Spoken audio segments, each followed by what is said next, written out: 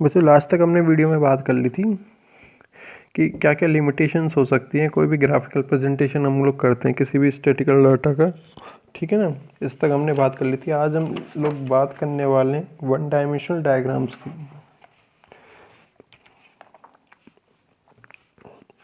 Actually diagram को या किसी भी स्टैटिकल डाटा को हम लोग वन डायमेंशनल डायग्राम में, टू डायमेंशनल, थ्री डायमेंशनल में क्या कर सकते हैं, और मानचित्र के रूप में भी क्या कर सकते हैं, इन चीज़ों को दर्शा सकते हैं। तो आज हम लोग बात करने वाले वन डायमेंशनल डायग्राम्स की। एक विमीय चित्र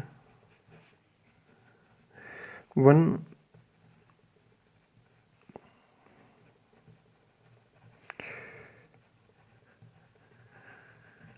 डायमेंशनल डायग्राम्स। ठीक है ना, वन डायमेंशनल डायग्राम्स की हम लोग बात करने वाले हैं।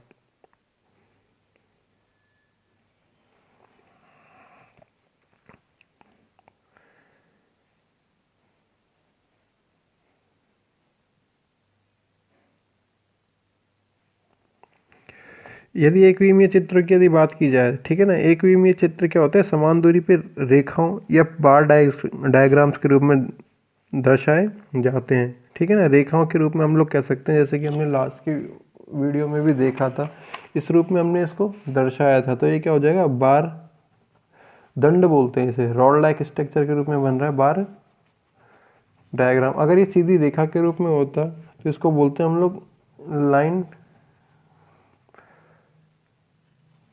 डायग्राम। ठीक है ना, तो इस प्रकार से कह सकते थे। तो इनके रूप में क्या किया जाएगा, वन डायमेंशन दर्शाया जाएगा। तो इसको इस प्रकार से लिख सकते हैं, एक विमीय चित्र समान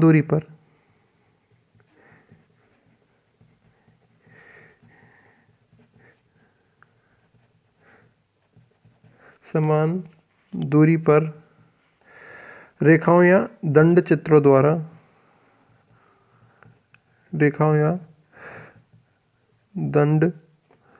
लाइन और बार डायग्राम्स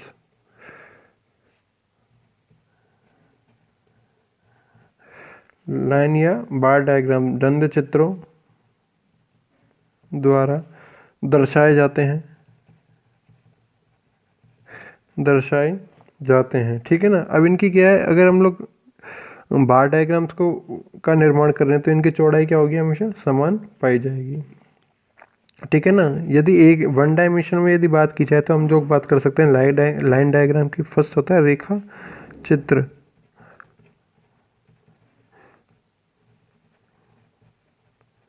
लाइन डायग्राम। सेकंड होता है सरल दंड चित्र, सिंपल बार डायग्राम।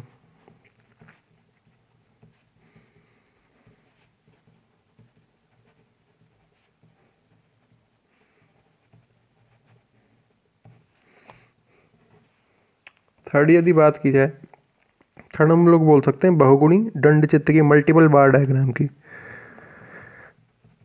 बहुगुणी दंड चित्र, मल्टीपल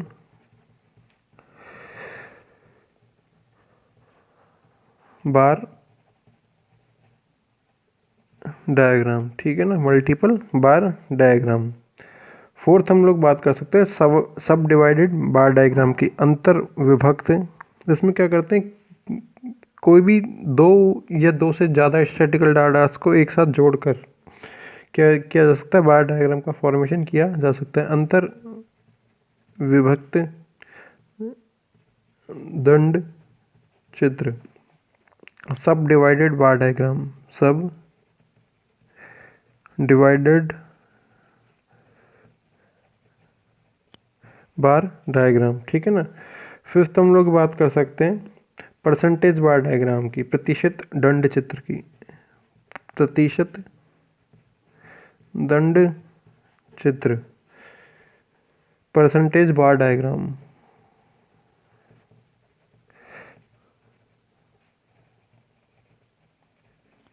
परसेंटेज बार डायग्राम की हम लोग क्या कर सकते हैं, यहाँ पे बात कर सकते हैं। ठीक है ना, तो फर्स्ट क्या हो जाएगा, हम लोग फर्स्ट देख रहे हैं रेखा चित्र।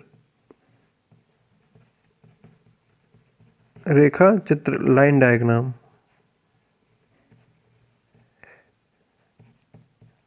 फर्स्ट हम लोग क्या देख रहे हैं, रेखा चित्र या लाइन डायग्राम, ठीक है ना। रेखा चित्र क्या हो, रेखा चित्र एक इस प्रकार का वन डायमेंशनल क्या हो प्रेजेंटेशन है, जो कि लाइंस के रूप में, जो कि लाइंस के रूप में क्या किया जाता है, रेखाओं के रूप में प्रदर्शित किया जाता है। इसमें खड़ी रेखाओं के द्वारा दिखाया जाएगा। इसमें यदि मदों की संख्या या डाटास की संख्या अधिक है तो जगह कम घेरने के लिए, जगह कम ऑक्यूपाई करने के लिए क्या किया जाता है, लाइन डायग्राम्स का यूज़ किया जाता है, ठीक है ना। इसमें लिख सकते हैं मदो, डाटा कह देते हैं इसे, कि संख्या अधिक होने की संख्या अधिक होने पर, की संख्या अधिक होने पर रेखा चित्र का उपयोग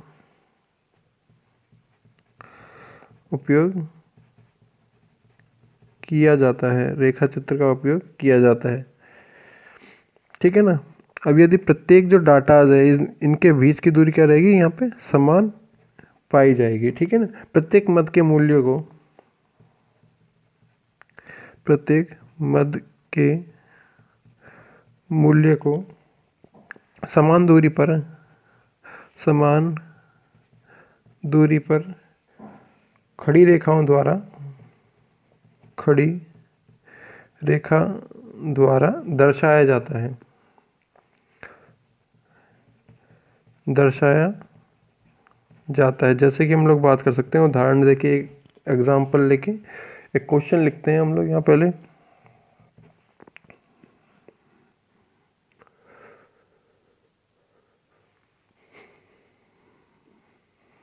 किसी स्कूल की विभिन्न कक्षाओं में,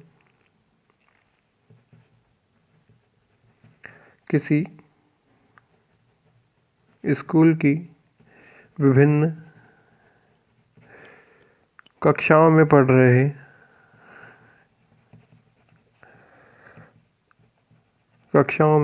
रहे विद्यार्थियों की संख्या,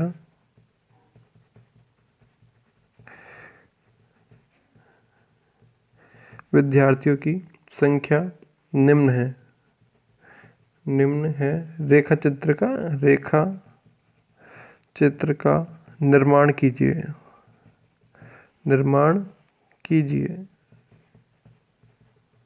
ठीक है ना। यदि डाटास की हम लोग बात करते हैं,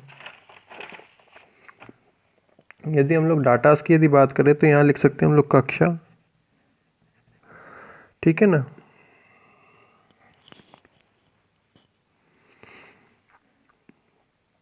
यहाँ लिख सकते हैं विद्यार्थी संख्या, कक्षा first, second, third, fourth, fifth, ठीक है ना। फर्स्ट की यदि बात की जाए तो फर्स्ट में होते हैं 50, सेकंड में 30, 20, 30 और 40, ठीक है ना। तो इस प्रकार से हमारे पास डाटा उपलब्ध है। यदि इसके लिए बार डायग्राम को, लाइन डायग्राम की क्या किया जाए, निर्माण किया जाए, तो इस प्रकार से हम लोग कर सकते हैं। ये वन डायमेंशन हो जाएगा। ये एक्स एक्सेस होता है, ये वाई एक्सेस होता है, ठीक है ना। इसमें हम लोग इस तरफ चल रहे हैं, कक्षा की तरफ, क्लास की तरफ। ये हो जाएगी first, second, third, fourth, fifth, ठीक है।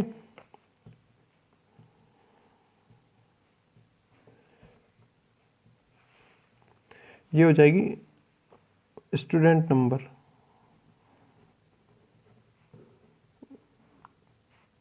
ऊपर की तरफ क्या हो जाएगा, स्टूडेंट नंबर को हम लोग शो कर सकते हैं। ये हो जाएगा 10, 20, 30, 40, 50, 60। तो क्लास फर्स्ट की यदि बात की जाए तो फर्स्ट क्लास में है 50 बच्चे। तो इस प्रकार से क्या कर सकते हैं हम लोग, एक लाइन डायग्राम का निर्माण कर सकते हैं। सेकंड में हमने बात किया 30 की, 30 का पॉइंट ये वाला है यहाँ तक। थर्ड में है 20, 20 का पॉइंट यहाँ पे है। फोर्थ में है 30,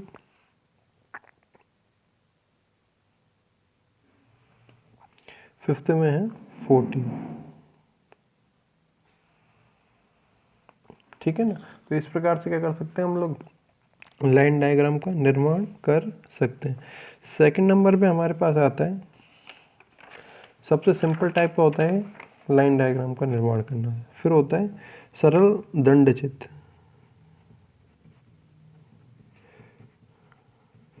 सरल दंडचित्र, simple bar diagram, simple bar diagram. Okay, तो इसमें क्या होगा, इन्हीं मदों को ब्रैकेट्स के रूप में रॉड लाइक स्ट्रक्चर के रूप में क्या किया जाएगा, प्रदर्शित किया जाएगा। मदों की संख्या क्या हो जाएगी, एक समान मोटाई के यहाँ पे क्या बनाए जाएंगे, दंड रॉड लाइक स्ट्रक्चर्स बनाए जाएंगे। पदों की संख्या 8-10 होने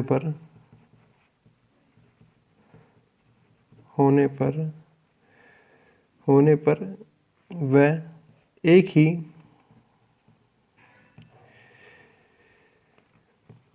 पद के समान दूरी पर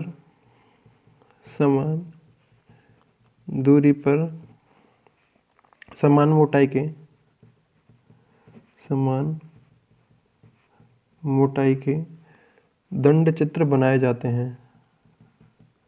दंड चित्र बनाए जाते हैं। ठीक है ना।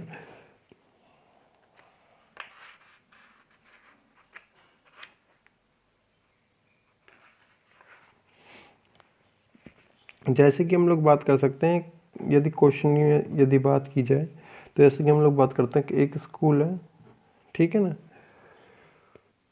और यहाँ पे है, यहाँ पे भी क्या कर देते हैं हम, स्टूडेंट कर देते हैं। ठीक है ना। स्कूल ए में, बी में, सी में, डी में और ई में यदि बात की जाए तो ए में है बच्चे 200। ठीक है ना, ए में है बच्चे 200। बी में यदि बात की जाए तो 150, सी में यदि बात की जाए तो 50, डी में यदि बात की जाए तो 100 और ई में यदि बात की जाए तो 120। ठीक है ना। इस प्रकार से क्या पाए जाते हैं, बच्चे पाए जाते हैं। तो हम लोग इस प्रकार से यहाँ पे क्या कर सकते हैं, इसका निर्माण कर सकते हैं। ऊपर हो जाएगा स्टूडेंट्स, ये हो जाएगा स्कूल ए, बी, सी, डी और ई। ठीक है ना। ये हो जाएगा